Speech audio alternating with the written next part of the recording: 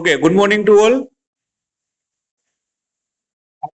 Good morning. આપણે આજના લેક્ચરમાં હવે જોશું વિષયનું નામ છે આપણે કંટ્રોલ કમ્પોનેન્ટ. બરાબર,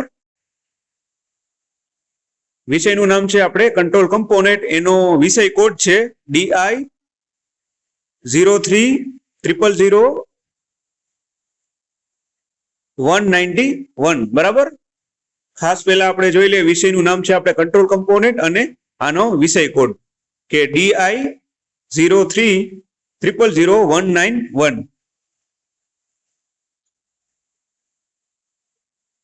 ઓકે, આટલું ક્લિયર.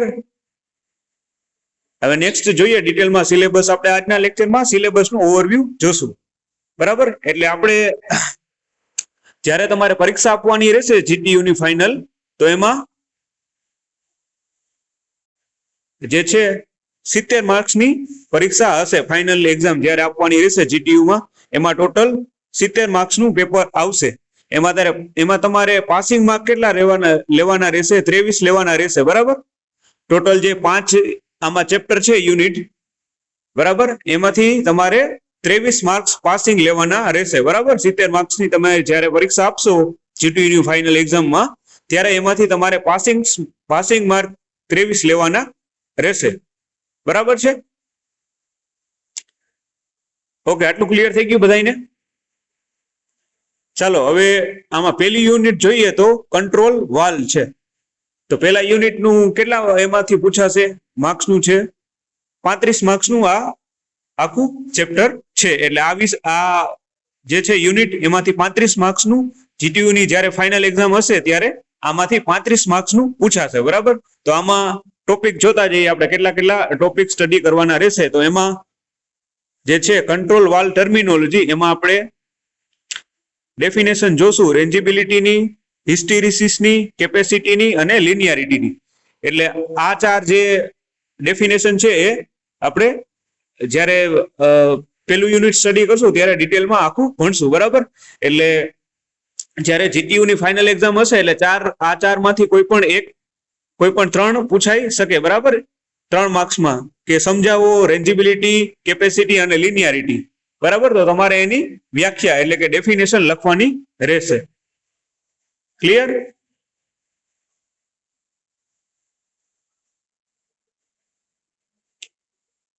ચાલો, બીજો જે છે ટોપિક આમાં કંટ્રોલ વાલ્વના પાર્ટ. ઓકે, હા, તો કંટ્રોલ વાલ્વ જે છે એના પાર્ટ્સ જોઈએ તો એમાં બોડી આવશે, ટ્રીમ આવશે, સ્ટેમ, પ્લગ, સીટ અને બોનેટ.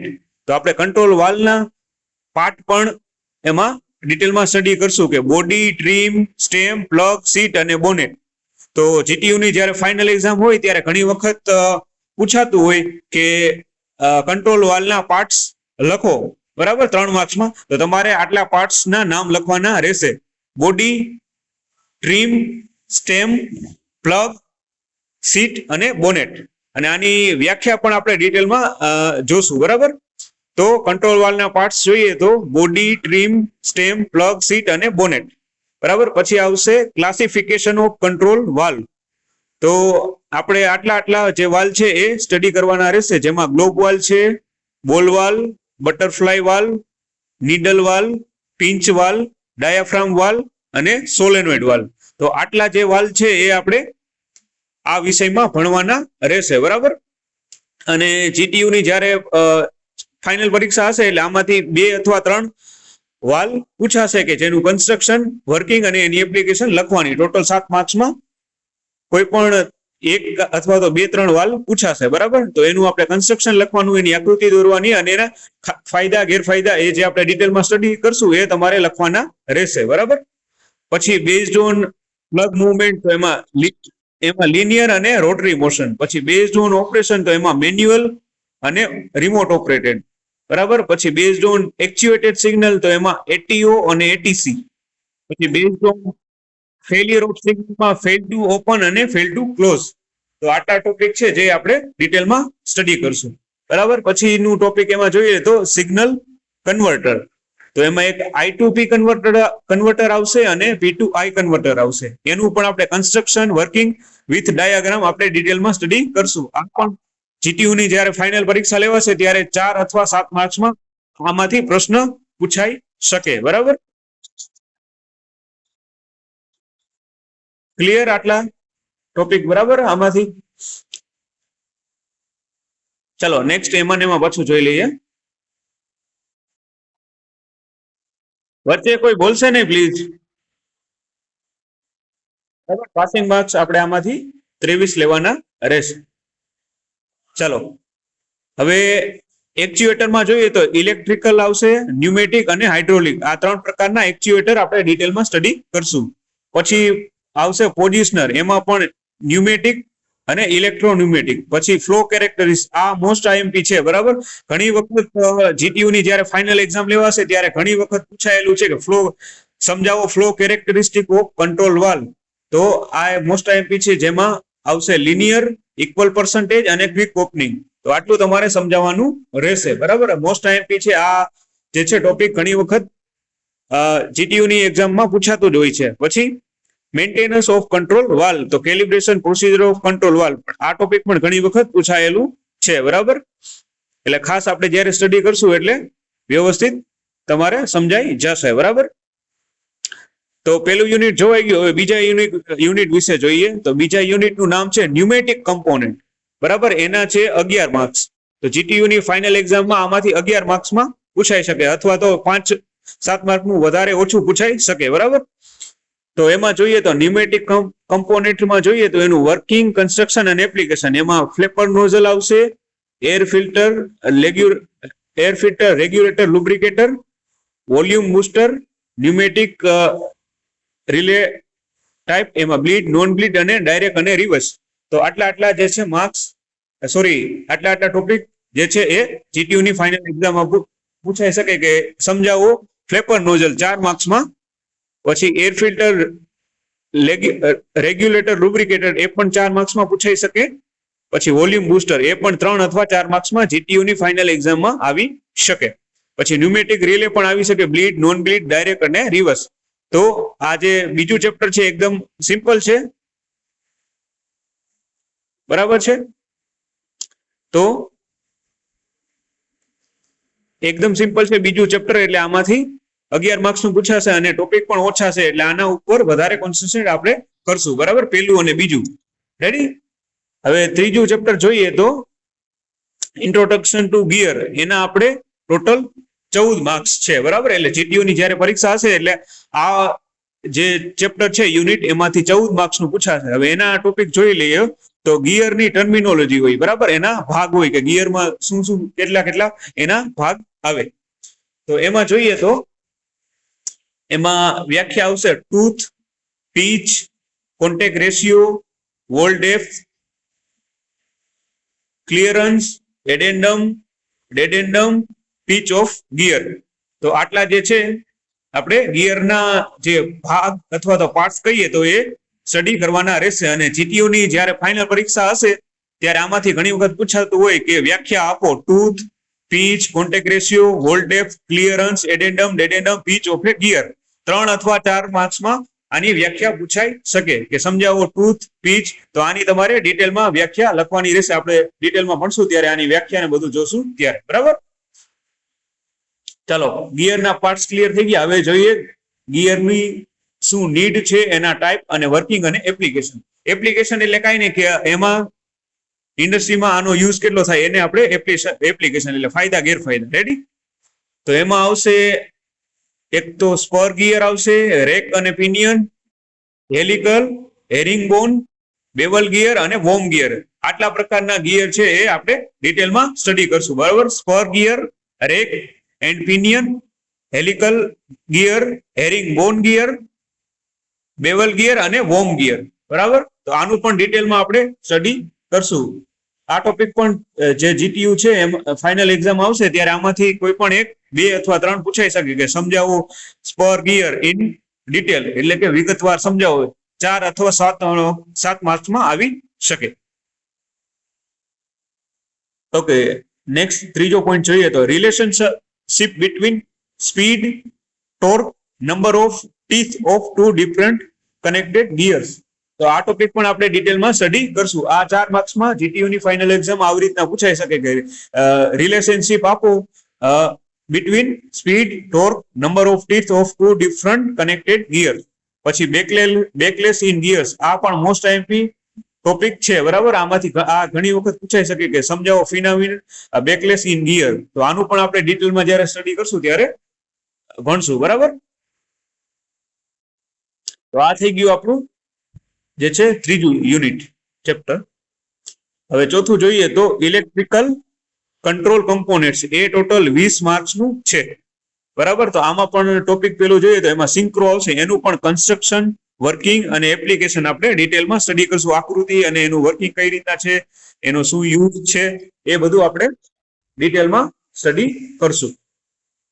પછી છે સર્વો મોટર, એમાં બે પ્રકારની આપણે મોટર ભણશું, એસી સર્વો મોટર અને ડીસી સર્વો મોટર. વચ્ચે પ્લીઝ મ્યુટ કરી નાખો ને, બરાબર. એસી સર્વો મોટર અને ડીસી સર્વો મોટર વચ્ચે બોલશે નહીં, પ્લીઝ મ્યુટ કરી નાખો ને,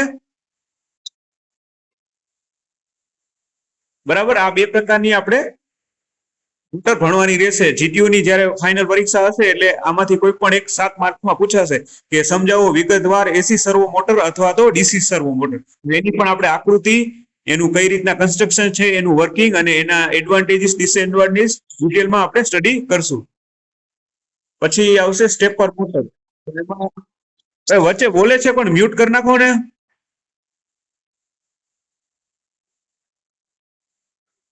ઓકે, આપણે સ્ટેપર મોટર જોશું, જેમાં પરમનન્ટ, મેગ્નેટ, વેરિયેબલ રિલેક્ટન્સ અને હાઇબ્રિડ, આ 3 પ્રકારની મોટર આપણે ડિટેલમાં સ્ટડી કરશું. આ પણ જે જીટીયુ ની ફાઇનલ એક્ઝામ હશે ત્યારે કોઈ પણ 1 અથવા 2 પૂછાઈ શકે, 3 અથવા 4 માર્ક્સમાં, કે સમજાવો permanent magnet stepper motor in detail, એટલે કે વિગતવાર. રેડી, આટલું ક્લિયર થઈ ગયું. હવે નેક્સ્ટ એમાં જોઈ લઈએ બીજા ટોપિક, સ્ટેપર મોટર. અહીંયા પૂરું. હવે આપણે ફાઇનલ યુનિટ નું જોશું તો એમાં સેફટી કમ્પોનેન્ટ છે, એના ટોટલ 20 માર્ક્સ છે.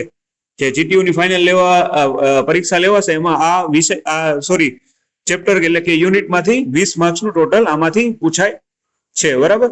એમાં રિલે જોશું. એમાં રિલે 3 પ્રકારના આવશે, ઇલેક્ટ્રોમિકેનિકલ રિલે, પછી read relay, solid state relay. 3 પ્રકારના આમાં આપણે જે રિલે છે એ સ્ટડી કરશું ઇન ડિટેલ, બરાબર. અત્યારે આપણે ખાલી સિલેબસમાં આપણે કેટલું ભણવાનું છે વિષયમાં એ આપણે અત્યારે ડિસ્કસ કરીએ છીએ, બરાબર. ડિટેલમાં આપણે પછી સ્ટડી કરશું. ઓકે, તો પછી એક ટોપિક છે સ્વિચીસ. તો એમાં પણ એનું કન્સ્ટ્રક્શન, વર્કિંગ અને એની એપ્લિકેશન જોશું. એમાં ટોગલ સ્વિચ જોઈએ તો એસપી ડીટી, ડીપી એસટી અને ડીપીડીટી, આનું પણ આપણે ડિટેલમાં સ્ટડી કરશું. આટલી આપણે જે સ્વિચ છે એમાં સ્ટડી કરશું. પછી પુશ બટન આવશે, DIP switch, rotary switch, thumb wheel switch, limit switch, proximity switch, બરાબર. પછી સેફટી કમ્પોનેન્ટ્સ આપશે તો એના પણ ટાઈપ, વર્કિંગ અને એપ્લિકેશન. એમાં એલાર્મ, એન્યુએટર, પછી સેફટી વાલ્વ, રિલીફ વાલ્વ, પછી સેફટી રિલીફ વાલ્વ, પછી રપ્ચર ડિસ્ક. આ પણ 3 અથવા 4 માર્ક્સમાં જીટીયુ ની ફાઇનલ પરીક્ષામાં પૂછાઈ શકે કે સમજાવો રપ્ચર ડિસ્ક, સેફટી વાલ્વ અથવા તો રિલીફ વાલ્વ. પછી સ્માર્ટ ડિવાઇસીસ જોઈએ તો એમાં જોઈએ તો control valve actuator, control valve positioner અને ડિજિટલ કંટ્રોલ વાલ્વ. તો આ થઈ ગયું આપણું ટોટલ 70 માર્ક્સનું જે છે આમાંથી આવશે, બરાબર. જીટીયુ ની જ્યારે ફાઇનલ પરીક્ષા હશે ત્યારે આ 5 ચેપ્ટરમાંથી. રેડી, ક્લિયર થઈ ગયું બધાને? ટોટલ 70 માર્ક્સનું પૂછાશે. એમાં 5 વિષય જે યુનિટ છે એમાંથી પેલા જે યુનિટ છે કંટ્રોલ વાલ્વ, એમાંથી 35 માર્ક્સનું પૂછાશે. બીજું યુનિટ છે ન્યુમેટિક કમ્પોનેન્ટ, એમાંથી 11 માર્ક્સ. ઓકે, પછી ત્રીજું છે ઇન્ટ્રોડક્શન નું ગિયર, એમાંથી 14 માર્ક્સ. ચોથું છે ઇલેક્ટ્રિકલ કમ્પોનેન્ટ, એમાંથી 20. ઓકે, અને ફાઇનલ એટલે કે છેલ્લું યુનિટ 5મું, એમાં ટોટલ 20 માર્ક્સ નું પૂછાશે. રેડી, ફાઇનલ આટલું યાદ રાખજો. 23 માર્ક્સ લેવાના રહેશે 70 માર્ક્સનું જ્યારે પૂછાશે ને ત્યારે, બરાબર. ચાલો નેક્સ્ટ હવે આગળ એમાં જોઈ લઈએ તો આના તમે કઈ બુક આના માટે તમે વધારે સ્ટડી કરવું હોય તો આપણે મટીરિયલ તો અપલોડ કરેલું જ છે, પણ એના સિવાય તમારે વધારે એમાં સ્ટડી કરવું હોય તો આ જે આટલી બુક્સ છે એ તમે રિફર કરી શકો, વાંચી શકો. એમાં પેલું છે કંટ્રોલ સિસ્ટમ કમ્પોનેન્ટ ગિલ્બર્સ અને ટ્યુટર ઓથરનું નામ છે. પછી control system component MD Desai, પછી છે સર્વો મિકેનિઝમ પ્રેક્ટિસ, બરાબર, અને કંટ્રોલ સિસ્ટમ કમ્પોનેન્ટ બી ચેટર્જી, પછી applied instrumentation in process industry WG Andrews, બરાબર. આ ઓનલાઈન પણ તમે સર્ચ કરી અને બુક પીડીએફ માં ડાઉનલોડ કરી શકો. પછી આટલી આ લિંક છે એમાંથી તમે આ વેબસાઇટ ખોલીને પણ આ કંટ્રોલ કમ્પોનેન્ટ વિષયનું બધું એમાંથી વાલ્વની સ્પેસિફિકેશન, એનું ઓપરેશન એ આમાં સર્ચ કરી શકો, બરાબર. આટલી વેબસાઇટ અને જે છે સોફ્ટવેર એમાં તમે ડિટેલમાં જોઈ શકો, બરાબર. આપણે જે મટીરિયલ આપ્યું છે એ ઇનફ છે, બટ તમારે વધારે કઈ વિષયમાં જાણવું હોય તો આટલી વેબસાઇટ એમાં અને આટલી બુક તમે રિફર કરી શકો. ક્લિયર, બરાબર છે. આપણું મટીરિયલ છે એમાં બધા ટોપિક આવી જ ગયા છે, બટ છતાંય તમારે વધારે કઈ સ્ટડી કરવું હોય તો આ વેબસાઇટ વિઝિટ કરી લેવાની, જોઈ લેવાની, અને આ જે છે બુક એમાંથી ડાઉનલોડ અથવા તો તમે કોઈ સ્ટેશનરીમાંથી પણ લઈ શકો, ખરીદી શકો. રેડી, બરાબર છે. આટલા જે છે એ વેબસાઇટ છે એ તમે સર્ચ કરી શકો, બરાબર. વી લેબ છે, ઓટોમેશન, બરાબર, જે આપણે નવા જોઈન થયા છે એમને, બરાબર, કે સીસી નું આપણે કંટ્રોલ કમ્પોનેન્ટ વિષય છે એનું ડિટેલ સિલેબસ આપણે એમાં અત્યારે જોયો, બરાબર.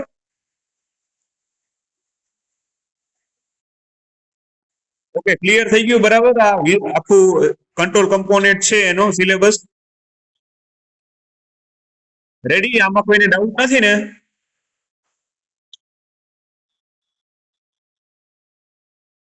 Hello, okay, ready. તો બધું ક્લિયર થઈ ગયું, કેટલા માર્ક્સ આવશે અને સોરી કેટલા માર્ક્સ લેવાના ફાઇનલ એક્ઝામ, ફાઇનલ પરીક્ષામાં, અને કેટલું પૂછાશે, બરાબર. ઓકે, તો આજના લેક્ચરમાં આટલું રાખીએ. હવે નેક્સ્ટ લેક્ચરમાં આપણે યુનિટ 1 સ્ટડી કરશું. Okay, okay, okay.